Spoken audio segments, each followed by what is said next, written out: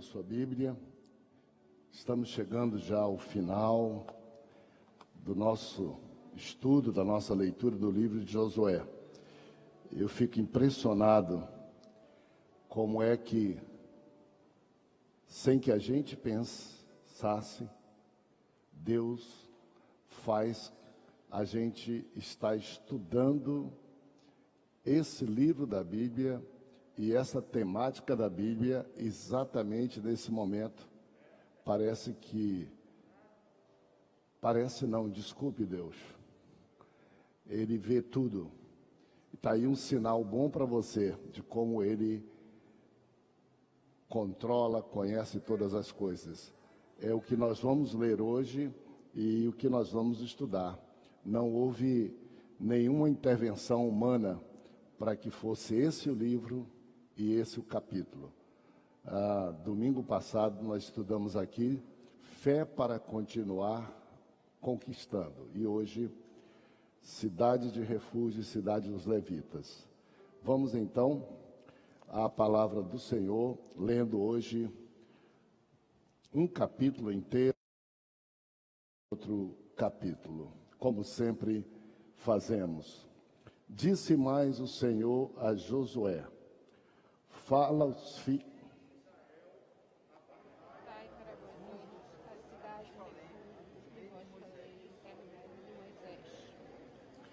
para que fuja para ali o homicida que por engano matar alguma pessoa sem querer, para que vos sirvam de refúgio contra o vingador do sangue.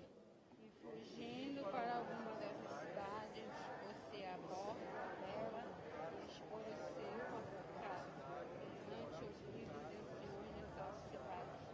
Então tomarão consigo na cidade, e darão lugar para refúgio com ele. Se o vingador do sangue o perseguir, não lhe entregarão nas mãos o homicida, porquanto feriu seu próximo sem querer e não o aborrecia dantes. Habitará, pois, na mesma cidade, até que compareçam os juízes perante a congregação, até que morra o sumo sacerdote, e corra sempre em si mesmo. Então tornará o homicida e voltará à sua cidade, à sua casa, à cidade de onde fugiu. Designaram, pois, solenemente Quedes na Galileia, na região montanhosa de Naftali, e Siquém, na região montanhosa de Efraim, e Quiriate Arba, ou seja, Hebrom, na região montanhosa de Judá. Além do Jordão, na altura de Jericó, passaram o deserto, na campina da tribo de Ruben, Ramote, em Gileade, da tribo de Gade, e Golã, em Basã, da tribo de Manassés. São estas as cidades que foram designadas para que todos os filhos de Israel e para que o estrangeiro que habitava entre eles, para que se refugiassem nelas todo aquele que por engano matasse alguma pessoa, para que não morresse às mãos do vingador do sangue, até comparecer perante a congregação. Vamos agora para o capítulo 21 e vamos ler 3 versículos, começando pelo 43. Desta maneira, deu o Senhor a Israel toda a terra que jurara dar a seus pais, e a possuíram e habitaram nela. O Senhor lhes deu repouso em redor, conforme tudo quanto jurara a seus pais, e nenhum de todos os seus inimigos ficou em pé diante deles. A todos eles o Senhor lhes entregou as mãos. Vamos ler juntos o último verso 45, juntos. Nenhuma promessa falhou de todas as boas palavras que o Senhor falara à casa de Israel. Tudo se cumpriu. Tome assento. Aleluia. A essa altura você já descobriu que a gente utiliza nesses nossos estudos a versão atualizada da Bíblia, Almeida, revista e atualizada. E alguns têm outras versões, e às vezes, então, a ordem dos termos são diferentes, mas a mensagem é a mesma. A gente adota a revista e atualizada. Eu continuo admirando vocês, né, tanto pelo cuidado, como pela prudência, como o exercício da liberdade e também pela prioridade que vocês dão selecionando coisas da vida. Com toda a cautela, com todo o cuidado, não deixando de exercitar a fé na casa de Deus. E fazendo isso com a tranquilidade devida, com a liberdade devida, sem imposição por parte da igreja de que façam, mas também sem ficar em pânico ante. Um ano depois, a gente já aprendeu a ter certo cuidado e a gente já sabe fazer alguma distinção entre o que é exagero e o que seja descuido ou precipitação da gente, não é? Então a gente sabe que pode continuar vivendo e fazendo as coisas que são essenciais à vida da gente, sem prejudicar os outros e sem se prejudicar. E já descobrimos também que neste lugar é, de todos os lugares, o menos provável que a gente transmita ou contagie-se se sentar nos lugares certos, usar a máscara no tempo certo, sempre. Então, mais uma vez, parabéns para todos vocês. Que tema extraordinário o tema de hoje. Vamos lá então, com rapidez, aqui está, página 71.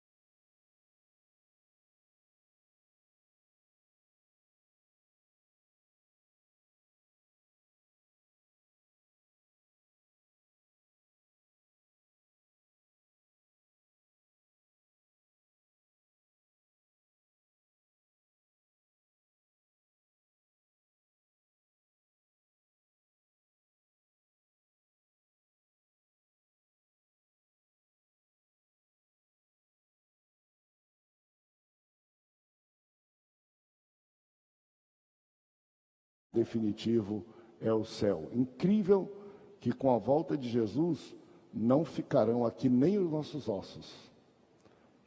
Como José, 400 anos antes de Josué conquistar a terra prometida, disse a eles: levem os meus ossos e sepultem na terra que Deus há de nos dar. Não deixem nada aqui. E nós não estamos nem preocupados com isso.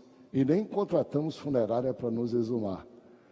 Porque existe uma promessa, que nós não sabemos o dia nem a hora, mas ela há de se cumprir. Num dia, num abrir e fechar de olhos, o céu se abrirá, a trombeta soará. Os que estiverem mortos ressuscitarão primeiro em corpos gloriosos. Depois, os que estiverem vivos, seremos transformados e juntos subiremos para estar para sempre com o Senhor. Não foi preciso a gente pedir a Deus isso, Ele já nos deu de antemão, e a gente fica tranquilo. E há pessoas que ficam muito preocupadas em coisas que acontecerão depois da morte. Nós não estamos preocupados, porque agora nós estamos preocupados com esta vida, e o Senhor Deus diz: eu estou com vocês aí todos os dias para ajudar vocês. Na hora que a gente fechar os olhos, não é Ele que tem que estar conosco aqui, nós é que estaremos para sempre com Ele no céu, definitivamente. Então, que maravilha. É o último degrau, tá? Não se esqueçam, está um pouco de atraso por causa da pandemia, que a partir do próximo domingo, a gente acredita, coloque aí, vocês já poderão ter aí prontos, porque a gente sempre começa um domingo antes, vocês já poderão ter, deve chegar essa semana, e poderão adquirir o guia de estudo para Gálatas, Efésios e Filemão. Pode abrir para o sumário novamente, você não vai querer perder. Nós vamos estudar 3 livros da Bíblia. É muita coisa boa, não é? Nós estudamos Josué, aí vamos estudar Gálatas, Efésios e Filemão. No 3º trimestre vamos estudar Ruth e Esther. E no 4º trimestre, Mateus. Olha só o currículo que nos espera. Terminaremos esse ano, se Deus quiser, com 7 livros da Bíblia lido e estudado. É um avanço na fé muito grande. E aí estão os temas que eu não vou discorrer, os melhores possíveis de Gálatas, de Efésios e Filemão. Não vou discorrer para a gente não perder tempo. Vamos lá, então. Terminamos, agora pode colocar para mim o panorama. Para a gente não perder nada, estamos findando hoje 20 e 21, capítulo aqui, distribuição da terra. Próximo domingo nós vamos estudar 2 sessões do livro, Vivendo na Terra e Descansando na Terra, sob o título Deixando um Legado para as Futuras Gerações, tá? Para você não perder a noção correta. Vamos então ao mapa, por favor, para adiantar bastante para você, só para você ter a noção geográfica de tudo. Esse mapa, ele mostra para a gente, esses círculos branquinhos são as cidades dos levitas. Esses círculozinhos aqui vermelhos, 3 aqui e 3 aqui, são as cidades de refúgio, tá? São 6 cidades de refúgio, 3 desse lado do Jordão, 1, 2, 3, 3 desse outro lado do Jordão, 1, 2, 3, equidistantes, bem divididas. E esse círculo branco são as cidades dadas aos levitas, para que se estabelecesse ali o culto a Deus, o templo, o ensino da Bíblia e da palavra de Deus. É isso que nós vamos estudar hoje. Tá legal? Então, com você, dá mais uma olhada. Vamos então para o nosso esboço. Cidade de refúgio, cidade dos levitas. No 20, cidade de refúgio. No 21, cidade dos levitas. Vamos ler juntos o textuário, juntos?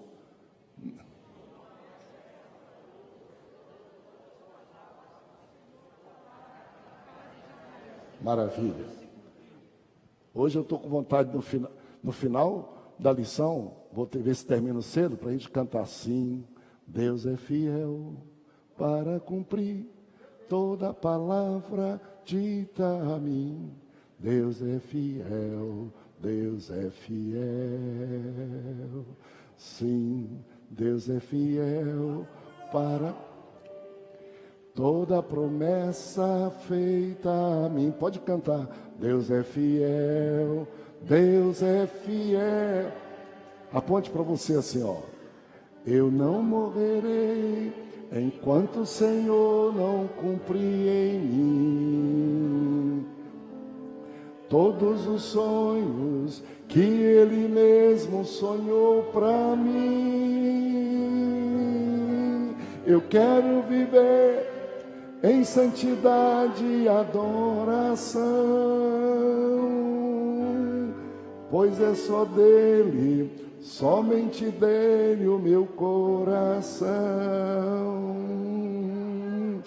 Tu não morrerás enquanto o Senhor não cumprir em ti todos os sonhos que ele...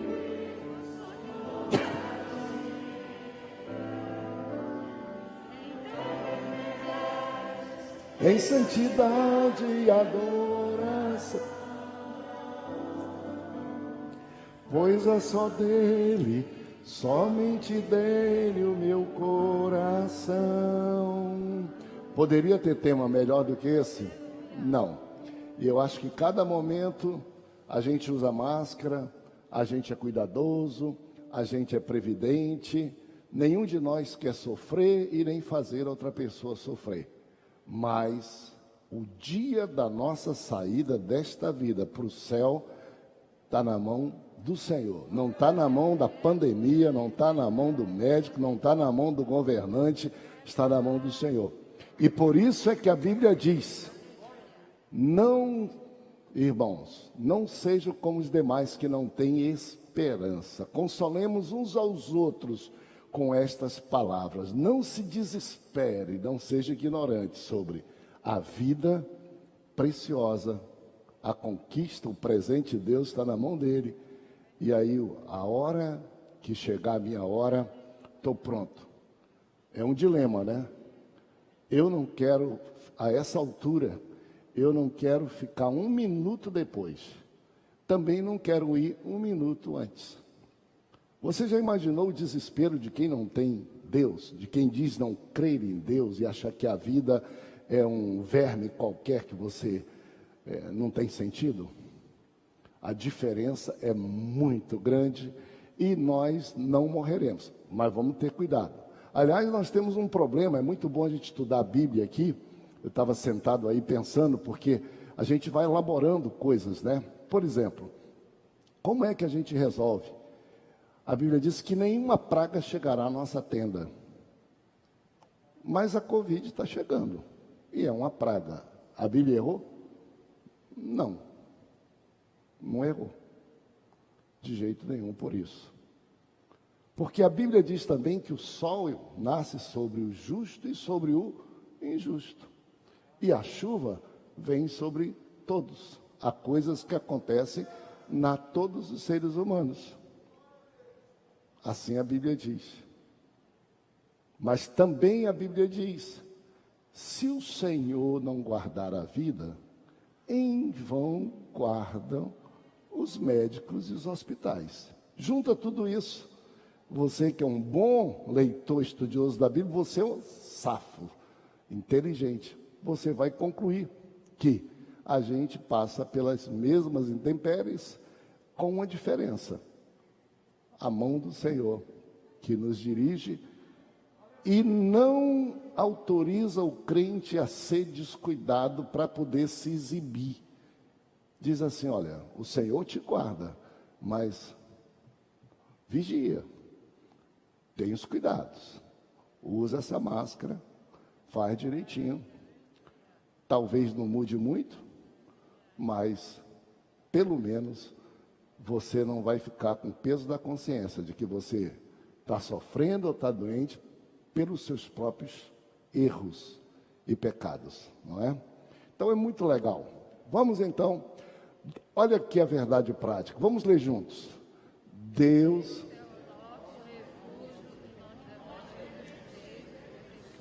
do respeito à vida, contra a violência, aborto, pena de morte e outros males. Muito raro a gente trazer aqui algumas conclusões que possam, pelo menos, parecer como sendo políticas. Raríssimo. Mas tem ocasião que a gente não pode fugir. E eu fico muito feliz que hoje a gente esteja, hoje, exatamente hoje, Deus é nosso refúgio, mas nós devemos ser defensores do respeito à vida, ser contra a violência, morte, crime do aborto, a pena de morte e outros males. Olha o que nós vamos estudar. Cidade de refúgio, o alto valor da vida. Olha aqui, exatamente. Fazendo um parêntese, raramente também eu faço isso. Eu nunca gosto de que a igreja esteja sob apreensão. O papel do pastor é sempre procurar ambiente de paz e de harmonia para a fé e para a igreja crescer, em paz e harmonia. Esse é o trabalho do pastor.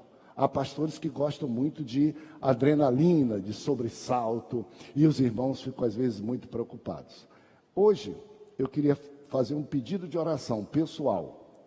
Entre agora e 4 horas da tarde, eu tenho que decidir se eu vou entrar num avião para ir para Brasília, para ficar num hotel, para amanhã às 4 horas participar de um encontro com Sua Excelência o Presidente da República. Nós temos uma agenda, uma audiência, 9 pastores do Brasil solicitada com o Presidente da República. Bom, eu estou me resguardando o máximo que posso. Não estou me esquivando de cumprir o meu papel, mas não estou brincando, não. Até porque eu quero ser o mínimo de exemplo para a igreja, para os filhos e para os meus netos.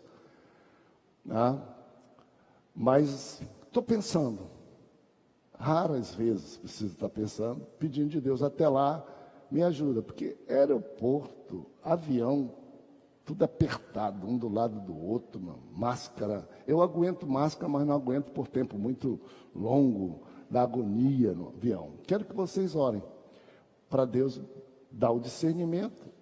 Se fosse agora, eu iria embarcar. Mas a minha esposa, filhos, tudo, não vai, pai. Agora que piorou tudo isso, é importante, mas não é mais importante do que a vida, não é mais importante do que a saúde. E estou pedindo também oração a vocês. Nós estamos estudando sobre coisas da sociedade, de governo, cidade de refúgio, quer dizer, sistema penal, sistema judiciário, poder judiciário. Estamos falando de Supremo Tribunal hoje, estamos falando de tudo isso. Vamos falar aqui, valor da vida. A pergunta, ontem o jornal Folha de São Paulo me ligou várias vezes, descobrir a agenda para falar sobre o quê? Eu disse, olha, nós vamos orar com o presidente, conversar com o presidente, bater papo. Disse, mas por que vocês não fazem isso com o Lula? Porque ele não convidava. Se ele tivesse convidado antes, perdeu a chance de convidar a gente para estar lá, para fazer culto no Palácio Planalto, tudo mais, não tem problema nenhum, não. Isso é o papel nosso, não tem nada de político nisso. O presidente da República pedir ou dar uma audiência é ótimo. Mas vou além com vocês, que são os meus irmãos e meus amigos. E essa turma que vem aqui no culto da família com a escola dominical, eu considero a tropa de elite da igreja. Os que pegam pesado, os que vamos limpar, vamos construir, vamos lutar, vamos para... Então, raramente eu quero. O que nós vamos fazer lá? Em primeiro plano, nós vamos conversar com o presidente, orar com ele, mas nós vamos conversar com ele para estimular que ele cumpra uma promessa que fez ao Brasil e aos evangélicos. Não fomos nós que pedimos, quando ele não era absolutamente nada, e ele não é evangélico, a esposa que o é. Ele começou a campanha dizendo que ele faria um ministro do Supremo Tribunal Federal evangélico. E depois ele diz terrivelmente evangélico. E depois ele diz terrivelmente evangélico, terrivelmente evangélico e pastor, ele que diz. E agora, dia 12 de junho, um dos ministros, ministro Marco Aurélio, chega à idade limite, chamada expulsória, 75 anos. Era 70 antes, eles arranjaram e botaram para 75, demorou mais. Tinha que ter ficado 70, que já tinha ficado mudado metade, né? Ele sai. E a gente percebe muito barulho de várias pessoas pleiteando, impondo ao presidente, não é? E nós achamos que devemos chegar lá para lembrar, orar com ele e ajudá-lo a dizer nisso, tá bom? E nós vamos com essa missão, porque o Supremo Tribunal Federal tem 11 ministros. Pela lógica da proporcionalidade, 3 deveriam ser evangélicos. Só que o grupo é muito fechado. Poder Judiciário é o lugar onde menos evangélicos estão, como juízes, como desembargadores, como ministros, porque ali é fechado, o pessoal não gosta. E Jesus está mudando um pouco. Nós temos aqui vários juízes, depois eu vou pedir uma outra oração por isso. Veja como é importante esse instante para a gente, né? E nós vamos lá. Tá? Queremos ver um evangélico e ajudar o presidente a começar a cumprir algumas coisas que o ajudem, se ele for para a reeleição, que ajude a gente a poder dizer alguma coisa a mais especificamente, tá bom? Então, é um assunto muito delicado. Por isso que eu estou dizendo que senão eu não iria. Eu não estou saindo, mandado por Deus, eu não iria. Tá bom? Existe um outro assunto que, incrivelmente, se eu for e Deus me der a oportunidade, eu vou estar conversando. Esse assunto é sobre um irmão aqui, sentado, que está aqui nosso, que é juiz, já deveria ser desembargador, e o tribunal, provavelmente porque ele é crente, não respeita a legislação e não coloca ele na lista tríplice. Ele tem direito, por merecimento, de estar na lista tríplice para ser desembargador aqui. Mas o tribunal vira a lei e exclui ele, tanto por merecimento quanto por antiguidade. É tão vergonhoso o assunto que nós não nos gloriamos disso. Mas quando foi para fazer a lista tríplice por merecimento, ele era um dos primeiros. Mandaram 3 e disseram que não iria ser por merecimento mais, tem que ser por antiguidade para tirar ele, porque ele seria o 4º mais antigo.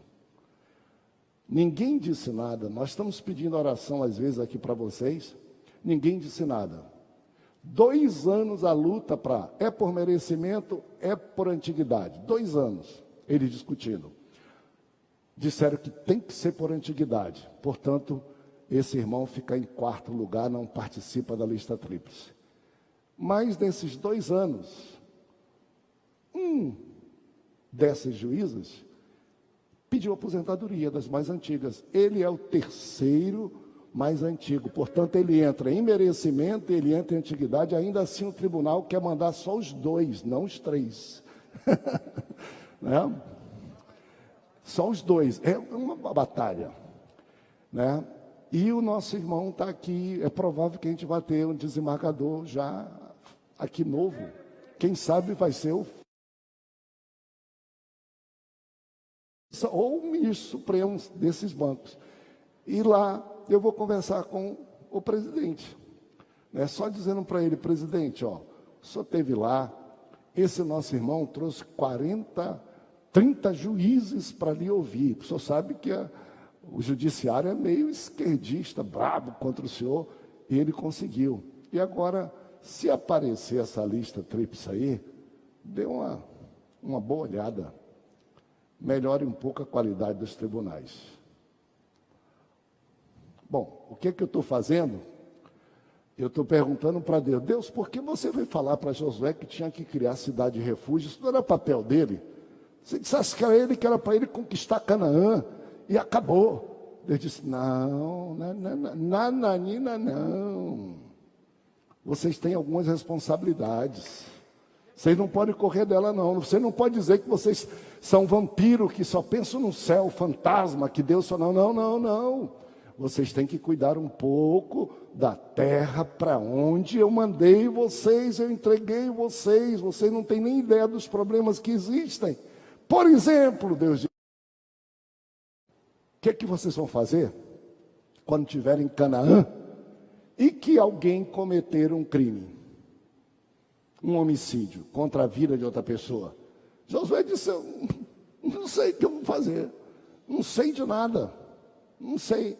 Vamos ver o que a gente vai fazer. Quem sabe nós vamos copiar o que fazem os povos que estão lá. Deus disse, não, eu estou mandando vocês para lá, para tirar os povos de lá, porque os povos de lá, eles são pagãos, eles matam crianças para fazer culto e serviço na igreja. Se vocês forem ter o nível moral que eles têm, eu não vou levar vocês para lá para isso. Eles não têm respeito nenhuma vida.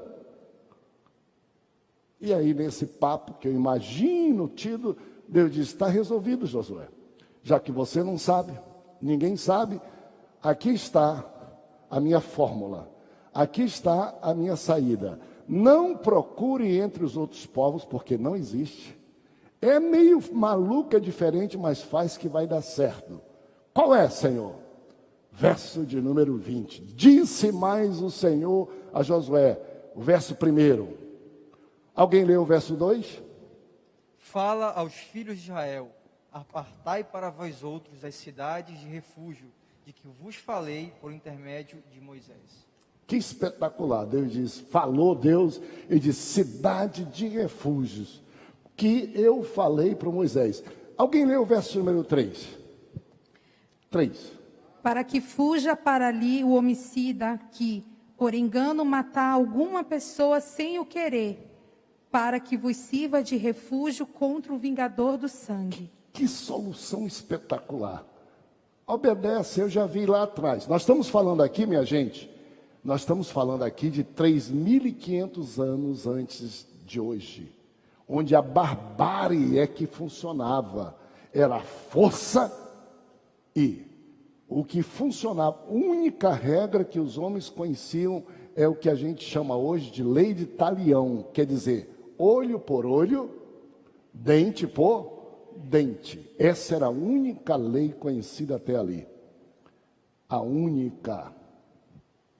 Portanto, não importa o que tenha acontecido, se alguém matou outro, se alguém mutilou outro, dedo por dedo, olho por olho, dente por dente, vida por vida. Vocês imaginam a selvageria, a barbárie? Quantos de vocês aqui moraram no interior, mas aqui em Belém também, agora é assim também, que a gente ouvia falar das guerras entre as famílias. Quantos? No Nordeste brasileiro, vocês já viram? Todo ano tem que morrer um da família que matou o primeiro e outro da família que matou o segundo.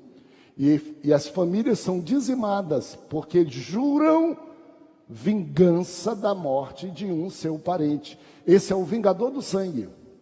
Isso no interior a gente tinha, quando morava, mas antes, onde não existia polícia e tudo, era isso mesmo. Armado, matou, vai morrer.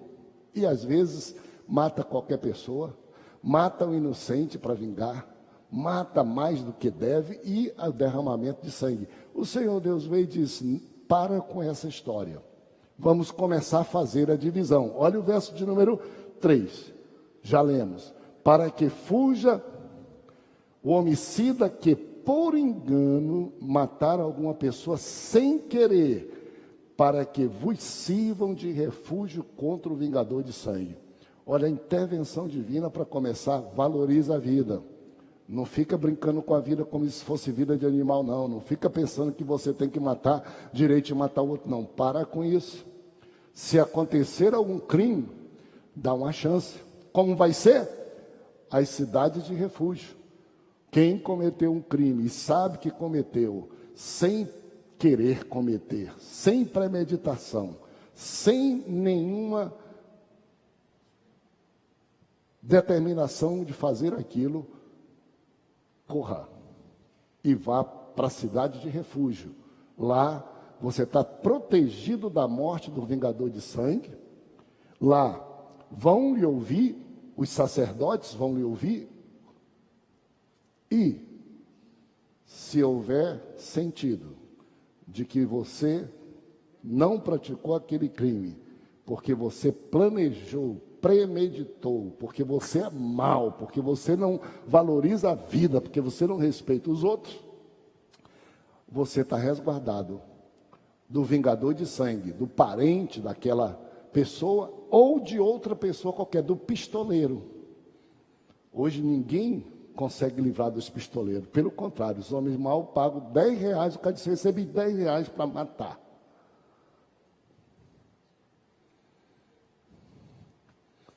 Talvez hoje funcionasse um pouco, né? Ao invés do Estado, nós temos uma coisa parecida com isso, que é a proteção da testemunha, lembra? Mas não tem ninguém que acredite de denunciar um crime, porque o Estado diz que vai te proteger, porque o Estado não protege, no outro dia a testemunha está morta. Talvez tivesse que ter uma política diferente, ao invés só da cadeia para o criminoso, deveria ter a segurança para o homem de bem, a verdadeira separação entre quem é criminoso e quem não presta, mas nenhum de nós se sente protegido. Realmente, o mal continua. Então, funciona assim a cidade. Vamos ver o verso 7 e 8? Designaram, pois, solenemente Quedes, na Galileia, na região montanhosa de Naftali, Coloca e um mapa. Siquém, na região montanhosa de Efraim, e Kiriat Arba, ou seja, Hebron, na região montanhosa de Judá. Olha, aqui, aqui e aqui. O verso 8.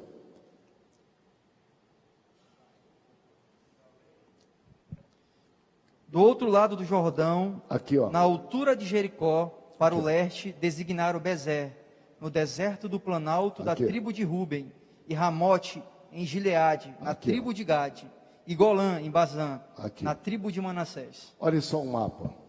Isso aqui,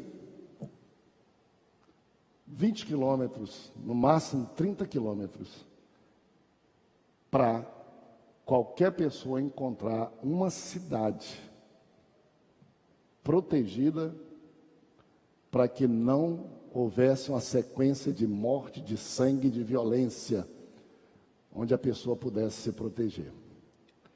Como Deus é inteligente, né? Um dia desse eu conversei com o seu excelência governador e com o secretário de segurança. Claro, lendo Josué, gente, eu me candidatei para representar, eles queriam um representante religioso. Eu falei, mas gente, que absurdo, a vergonha do Estado brasileiro. Dizem, superlotação de presídios. Dizem, tratamento desumano para o presidiário. Dizem, um presidiário custa R$4.000 por mês e o brasileiro que trabalha não ganha R$1.000 por mês. E toda hora essa desculpa, toda hora fuga. Gente, nós estamos no segundo maior estado do Brasil. Será que não daria para pegar uma ilha dessas grandes que estão aí e pegar e criar uma cidade? Cidade de refúgio ou cidade de restabelecimento social, de recuperação social, e monta uma cidade. Pega todas essas pessoas do Pará e bota na cidade. Cada um trabalha para se sustentar, para passar o tempo da prisão, para se ressocializar, se for possível. Fica mais barato, talvez até a pessoa produza o que ela consome. Não é desumano, não é uma gaiola assim com 20 pessoas lá dentro, que quem chega lá dentro ou morre, ou se filia a uma facção e sai de lá bandido. Uma ilha bonita, uma cidade bonita, o estado do Pará vai aparecer no Brasil e dizer, não tem mais superlotação. A cidade tem 20.000 presos, mas é uma cidade para 40.000. Claro que tem um pouco de idealismo, eu não sou da área toda. Por quê? Pastor, porque vai ter fuga. Mas uma ilha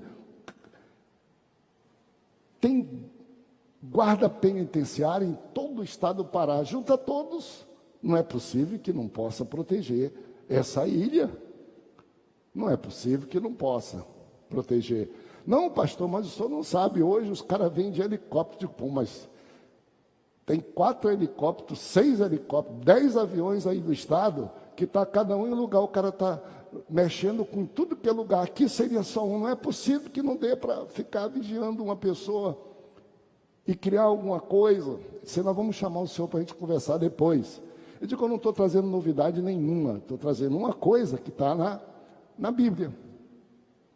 Fica mais barato, não precisa criar esses fábrica de bandido, engaiolado. Ele disse, não, pastor, o modelo hoje nós estamos pensando em construir um presídio vertical de 20 andares. Cara, vocês podem fazer o que vocês quiserem. A população e o bandido vai estar dizendo que ele está sendo estocado, amontoado, maltratado, desgraçado. Dá para inverter essa ordem. Bom, eu não estou dizendo isso aqui para que vocês pensem de mim, porque nada de mim está aqui na Bíblia. 3.500 anos antes, um sistema penal humanizado,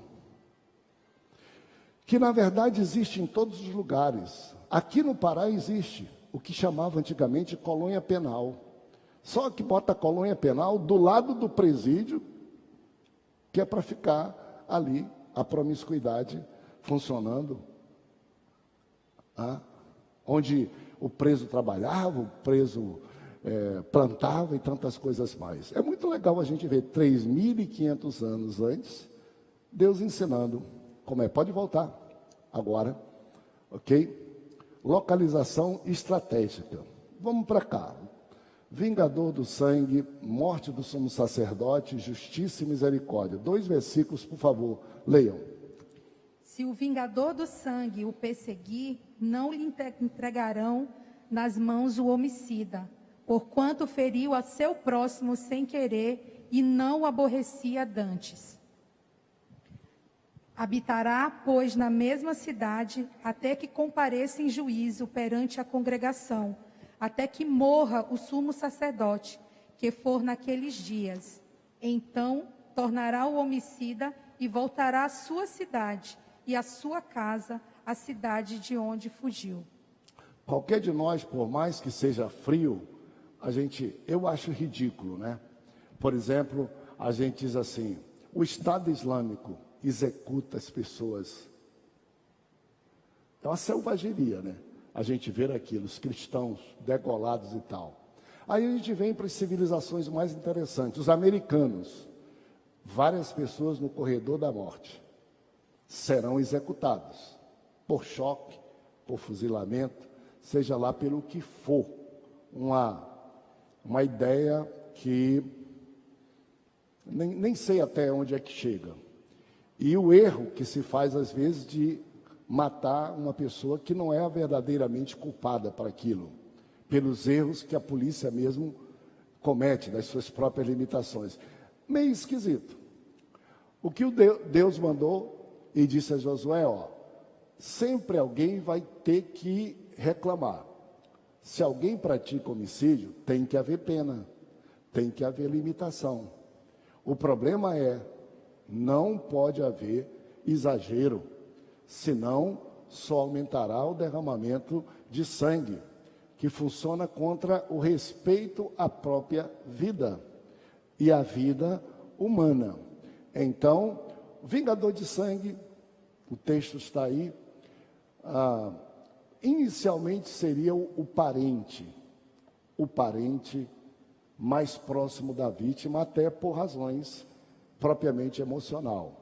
Mas não precisava necessariamente ser o parente da vítima. Existia no sistema também penal quem poderia cumprir a lei chamada de talião, olho por olho, dente por dente. Quem praticasse homicídio premeditado, predeterminado, planejado, quem fosse criminoso, quanto mais, a pena de morte ainda existia. Mas a cidade de refúgio era um pouco de esperança. Quanto tempo ficava na cidade de refúgio? Nós lemos aqui na Bíblia, vocês já leram comigo, que ao chegar na porta, na mesma hora, não seria como hoje, que o cara vai ser preso e nunca vai ser julgado, nunca vai ser ouvido pelo juiz, não. Ao chegar na cidade de refúgio, já existia uma equipe de sacerdotes e de autoridades que ouvia a pessoa na hora, porque na hora a gente consegue descobrir melhor as coisas. Depois de 2 anos não tem mais o que descobrir, não tem mais o que acertar. E convencido aquilo, ele tinha acesso à cidade. O segundo passo é, depois disso, os próprios sacerdotes, juízes da cidade de refúgio, eles faziam um julgamento formal, que algumas pessoas lendo a Bíblia, com que eu concordo, dizem, o criminoso ia com esse juiz da cidade de refúgio até o local do crime e com o sacerdote. E lá, junto à comunidade, eles faziam a segunda apreciação, se foi um crime doloso, como chama, doloso quer dizer pensado, premeditado, calculado. Culposo é ocasional, sem pensamento. Não vou entrar nesse detalhe. Premeditado. E lá ele era julgado. E se lá ele fosse julgado e provado que ele é um criminoso, que premeditou, que tinha consciência do que fez, ele era abandonado e entregue à justiça da própria pessoa. Caso fosse comprovado que ele realmente teria cometido esse crime sem culpa nenhuma, ele era trazido de volta à cidade de refúgio. Por quanto tempo? Ele ficava vivendo seguro lá, sem possibilidade nenhuma de ser cobrado por ninguém. E o tempo da pena, que é um problema para os juízes, para o Supremo Tribunal, injustiça, uns pegam pena pequena, outros grande, lá era o sumo sacerdote. A hora que o sumo sacerdote falecer, você está livre dessa pena, que é uma pena restritiva de viver aqui, livre para ir viver na sua cidade sem que ninguém possa tocar em você ou acusá-lo. Você passa a ser inocente. Logicamente que eu fiquei pensando, mas peraí, o sacerdote demorar 100 anos. Não era bem aqui, é o sumo sacerdote. O sumo sacerdote significa, para chegar a ser sumo sacerdote, foi sacerdote. Já é mais para o final da vida. Assim, bruscamente falando, diria assim, o dirigente do Templo Central morreu. O cara disse, pô, o Felipe tem 40 anos, vai viver mais 50, estou perdido. Aí o cara disse, não, é o pastor da igreja. Eu disse, ainda bem, tem 63, bom, daqui para frente, qualquer ano ele pode. Qualquer ano eu estou saindo. E até a proporcionalidade do tempo da pena é interessante, porque hoje os códigos se mantêm dentro daquilo. Eu fiz uma pesquisa, qual a média da pessoa chegar ao sumo sacerdócio e o falecimento dele. E a média que eu encontrei, sem ser oficial, na Bíblia, 13 a 15 anos. 13 a 15 anos. Uma pena de homicídio, hoje culposo, vai por aí, e homicídio doloso vai para 20, 30 anos. Veja como 3.500 anos antes, Deus não tinha exageros, tá bom? Representa justiça e representa misericórdia. Deus não disse, quem mata não deve responder, de jeito nenhum. Deus disse, o homem pode praticar um crime de homicídio, desde que não seja ele um criminoso e não tenha pensado e decidido praticar. Mas esse homem não pode, essa mulher não pode ser tratado como um criminoso normal. Bom, nos dias de hoje, por exemplo, eu não gosto muito de dizer, mas vamos lá, o trânsito. Né? Se você está dirigindo um carro e por acaso alguma coisa, a pessoa subitamente atravessa, você está dentro da velocidade certa, se conduzindo certo, subitamente bate e ela falece, esse crime não é um crime doloso, ele é um crime culposo, porque não teve como você evitar.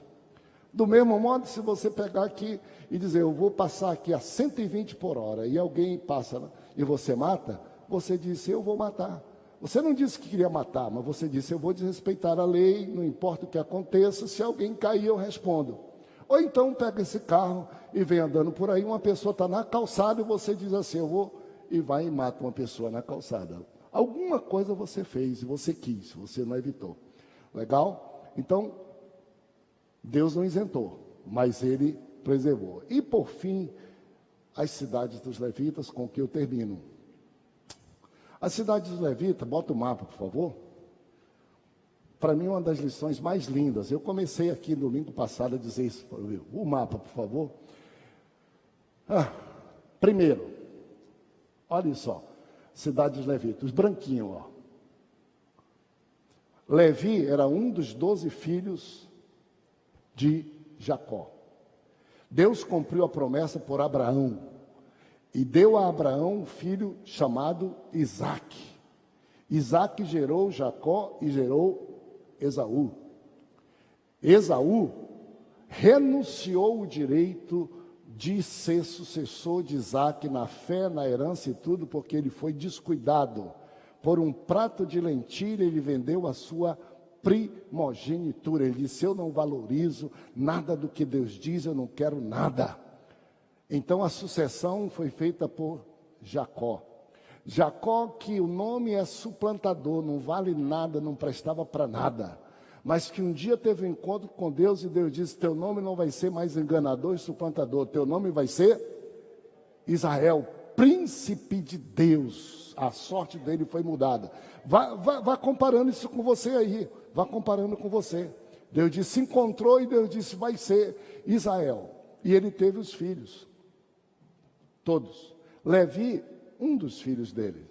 Levi, a tribo de Levi, os descendentes de Levi foram escolhidos para cuidar do templo, do culto, da casa, da arca, do aconselhamento, da proteção, da fé, do ensino das pessoas. Essa tribo chamada tribo de Levi. Primeira coisa esquisita, quando foi para dividir a terra, Levi ficou de fora. A tribo de Levi não teve terra. Todo mundo ficou perguntando, o que faz? Resposta, tem 12 territórios aí. Como se Levi não está, só tem 11? Não, olha aqui, Efraim e Manassés. Era o filho de José, só era para ter um território, mas ficaram 12. Eu dei um para cada um deles, meu servo José. E os levitas? Aí, verso de número 20, verso 1 do verso 21, leia comigo, por favor. Verso 1. 21. Então, se chegaram os cabeças dos pais dos levitas, a Eleazar, sacerdote, a Josué, filho de Nun, e os cabeças dos pais da tribo dos filhos, falaram em Siló, na terra de Canaã, dizendo, o Senhor ordenou por intermédio de Moisés que se nos dessem cidades para habitar, e os seus arredores para os nossos filhos. Então os levitas chegaram com Josué e Eleazar, que era o sacerdote, disseram, e nós? Eles disseram, olha, também está escrito que vocês não podem ter território contíguo e grande para não se ocuparem só de cuidar da terra de vocês. Porque vocês foram chamados para serem sacerdotes, para serem livres, para cuidar do bem-estar do povo todo, da fé do povo todo, do ensino do povo todo. Vocês não podem estar pensando em herança, não está pensando só em riqueza, que você não pode estar pensando como os demais. Não foi dado para vocês isso. Mas o Senhor tinha ordenado que se desse um local pequeno, uma cidade, onde os levitas e as famílias deles morassem. E a Bíblia diz os arredores daquele ponto, daquela cidade, onde eles pudessem sobreviver e cuidar dos animais que eram usados para sacrifício no templo, no culto, e cuidar da vida deles ali, pequenininha, uma cidade, um ponto. Tem gente que não entende isso. Toda vez que você lê em Josué, está dito, ajudar as tribos foi dada um território, seria um município grandão. A tribo de Levi, uma cidade, e só a sua circunvizinhança pequena, para ali fazer ponto de morada e sobreviverem. O que é bonito disso, olha, espalhar-se por todos os lugares. Todo lugar tinha cidade dos levitas, de refúgio para crime tinha 6. Para prestar culto a Deus, 48. 48 referências. 48 referências. Essas cidades são consideradas cidades especiais. Não foi Deus que deu direto para os levitas. Sabe quem deu? Depois de Deus ter distribuído a terra com as tribos Deus deu tudo, a região toda, e Deus testou o povo de Israel, dizendo: agora vocês dão alguma coisinha para Deus? Vocês dão alguma coisinha para que a obra seja feita? Vocês dão alguma coisinha para que a fé seja pregada? A obra missionária seja feita?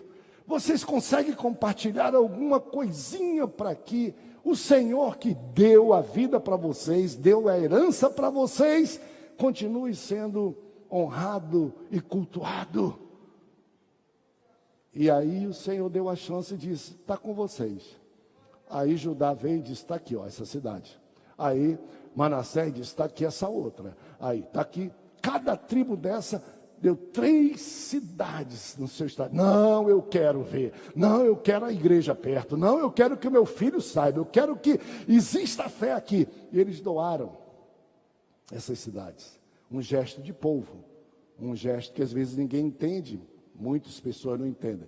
Eu disse aqui e eu repito: a Assembleia de Deus é um negócio meio maluco, meio doido, né? Belém do Pará. Algumas igrejas dizem assim: eu quero uma catedral na avenida para ser bonito. Ótimo, maravilhoso. Melhor do que não ter nada. Outras igrejas dizem: não, eu quero só assim, eu quero só assado, eu quero só em bairro bom, eu quero só em avenida bonita, eu quero ser uma aberta. A Assembleia de Deus é maluca, ela é igual levita, ela não quer saber de nada, ela não quer saber se é lama, não quer saber se é atoleiro, não quer saber se é ponte, não quer saber se é rio, não quer saber se é nada. Tem levita para toda a cidade de Belém. 435, uma para cada 2.000 habitantes. 2.000 habitantes parece muito, né? 2.000 habitantes são 400 casas. 500 casas. Está aí. Logicamente que isso tudo tem que ser sustentado. E a pergunta é: interessa? Não interessa? A gente dá oferta? A gente dá dízimo? A gente contribui? A mesma coisa que Deus fez. Dou vida para todos vocês, dou saúde, dou inteligência, dou trabalho, dou empresa. Vocês dão alguma coisinha de volta? Aí o irmão diz: eu não dou oferta não, porque a igreja é rica. Ótimo. Outro diz: eu não dou dízimo não, porque a igreja não precisa. E aí, quem é que vai? E aí, quem vai sustentar? E aí, quem vai ter? Eu acho super interessante, às vezes, uma vez um irmão chegou e disse: pastor, esse negócio de dízimo, eu digo: não tem problema, não se desvie por causa disso não. Não é do Velho Testamento não, está no Novo Testamento sim, mas não se desvie por isso não. Eu disse: pois é, a igreja não precisa. Eu digo: tá bom, vamos fazer só uma coisa. Todo dia que o senhor vier aqui no Templo Central, fica lá fora, senta na calçada e faz o seu culto lá. Disse: mas por que, pastor? Eu digo: porque quando tu vem aqui, tu ocupa um lugar que custou dinheiro, tu vê a luz que custou dinheiro, o ar-condicionado custou dinheiro, o som custou dinheiro, e tu quer que o diabo pague para você cultuar a Deus? Essa honra você quer dar para ele? Ou você vai dizer assim: isso é comigo, quem me deu mais, um pouco eu devolvo a ele, eu sou fiel, eu sou isso, eu quero ver ele. Então volta por favor para a gente terminar, fique em pé comigo. Fique em pé comigo. Uma das coisas mais lindas, meus amigos, é o texto final. Nenhuma promessa falhou, de todas as boas palavras que o Senhor falara à casa de Israel, tudo se cumpriu. Agora a nação está organizada. Agora a nação tem um sistema judiciário penal correto. Agora a nação tem um poder imenso missionário de cuidar do coração, da fé das pessoas. Nós estamos hoje aqui. Ontem Sua Excelência o Governador, até que delicadamente, começou a dizer de algumas outras coisas. Por exemplo, né, ninguém sabe o que vem terça-feira. Algumas pessoas dizem assim: ah, mas a igreja tem que fechar também. Tem que fechar? Gente, eu não discuto se tem que fechar ou não tem que fechar. Eu discuto afinal de contas, querem matar nossa população, não tem emprego, não tem salário, não tem comida, não tem fé. Nós somos bicho para ficar sem poder ter. Ah, não, mas a televisão ajuda, é verdade. Mas, gente, vocês mesmos sabem disso. Olha que eu sou de risco, não deveria estar aqui, mas eu não consigo viver sem vir pelo menos um culto, um domingo, para alimentar minha alma, para ver vocês, para saber que as coisas estão existindo. Isso não pode nos ser tirado. Essa doença é a doença mais segregadora, mais antissocial, quer que a gente não fique perto de ninguém, que a gente morra deprimido. Então, com os cuidados que forem possíveis, orando pelas autoridades, não sei o que é que vai vir, e as pessoas perguntam, a igreja vai fechar? Deixa eu dizer para vocês uma coisa, a igreja nunca vai fechar. Nunca.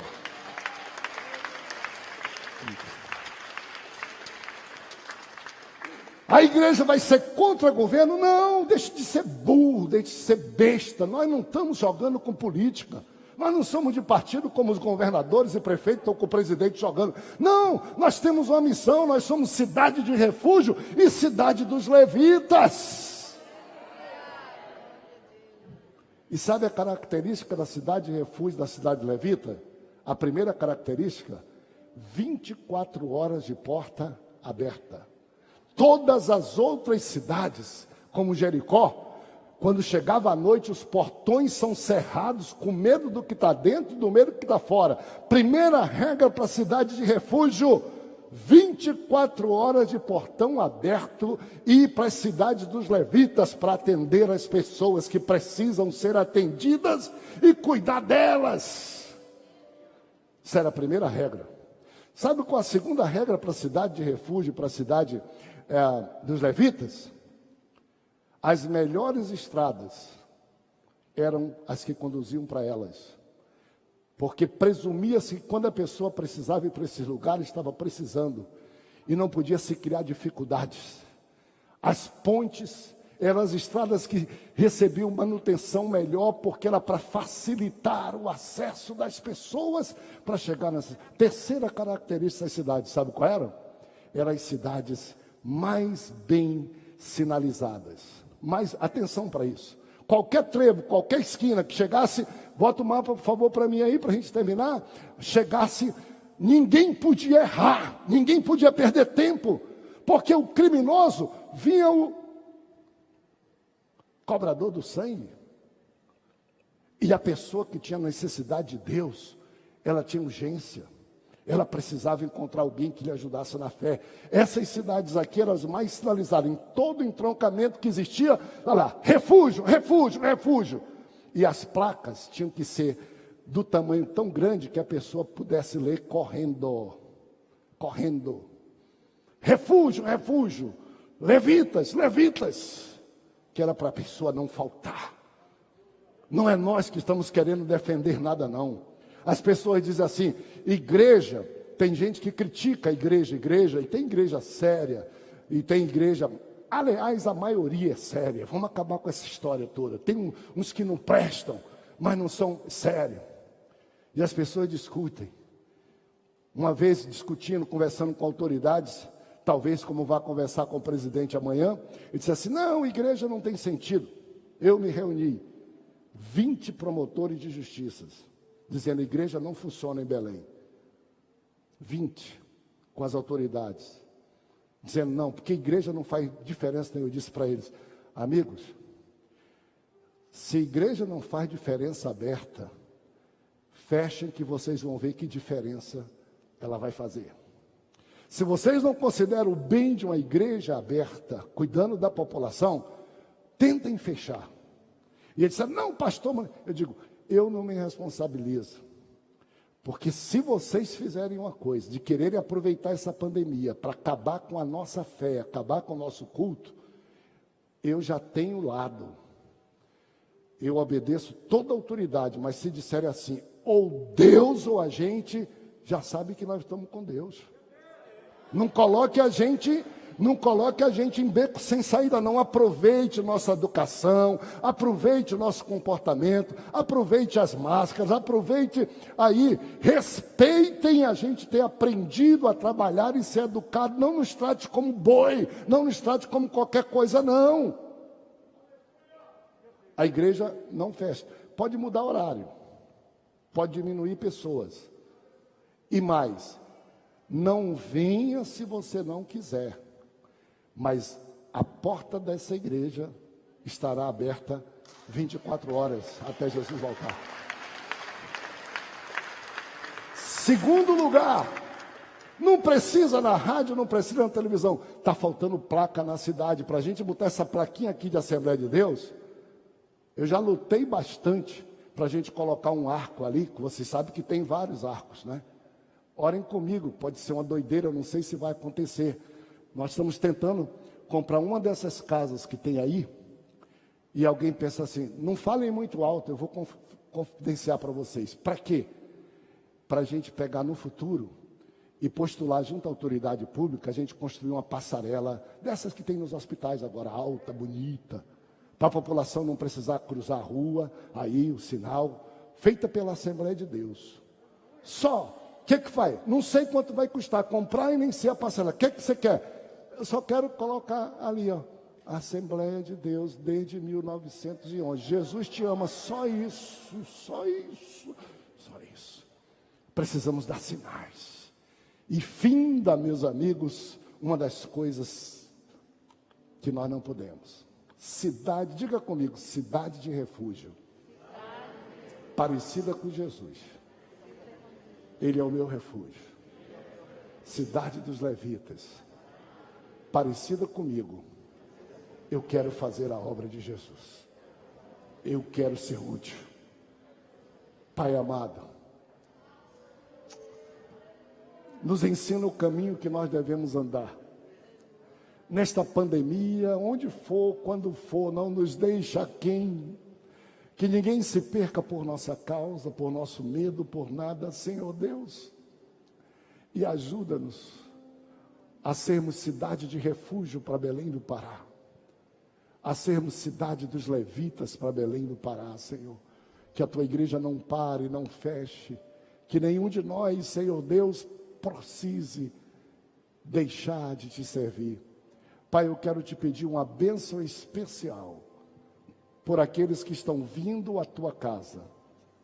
Por esses, ó Deus, que com confiança em ti e cuidado podem vir à tua casa. Senhor, o diabo está pronto para dizer, e talvez até alguns parentes dizendo, olha, você foi porque você foi para a igreja, é que você está com Covid. Porque você foi para a igreja, é que você está perto de ser entubado. Senhor, eu não te peço que nos isente de passar, Senhor, por uma luta, mas eu te peço que o teu nome não seja vituperado por essa causa. Pelo contrário, Senhor Deus, que os que aqui vêm possam ter força, saúde, resistência, Senhor Deus, para viver, para vencer, para serem alegres e serem felizes, Senhor Deus, anunciando a tua palavra, em nome de Jesus.